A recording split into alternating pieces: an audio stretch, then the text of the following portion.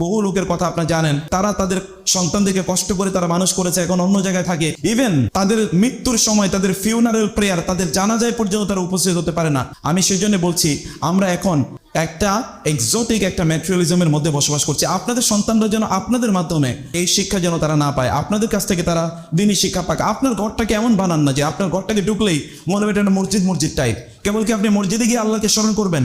আপনার ঘরটাতে ঢুকলেই যেন মনে হবে যে এটা যেন একটা মাদ্রাসা টাইপ। একজন ঢুকলেই মনে হবে যে এটা তো দেখি একটা ইসলামিক একটা এনভায়রনমেন্টে আমি প্রবেশ করেছি। যিনি আসলেন তিনি আপনার ঘরে ঢোকার পর একটা দাওয়াত পেলেন। আপনার ঘরে অন্যান্য বইয়ের পাশাপাশি সাইড বাই সাইড সেখানে যদি কোনো লাইব্রেরি থাকে, সেখানে দিনী বই থাকুক, কোরআন থাকুক, সেখানে কোরআনের তাফসির থাকুক, হাদিসের বই থাকুক, রাসূলের জীবনী থাকুক, অন্যান্য দিনী বইগুলো থাকুক। আলাদা একটা একটা কর্নার রাখবেন। ওইখানে গেলেই তারা মনে করবে না আমি একটা ইসলামিক কর্নারে এসেছি। ওদের একটা ফিল তৈরি হলো, একটা অনুভূতি তৈরি হলো। ওইখানে গিয়ে তাকে নিয়ে কোরআন তেলাওয়াত করুন, তাকে নিয়ে সেখানে গিয়ে রাসূলুল্লাহ সাল্লাল্লাহু আলাইহি ওয়াসাল্লামের জীবনী পড়ুন, সাহাবায়ে কেরামের জীবনী তাদেরকে বলুন।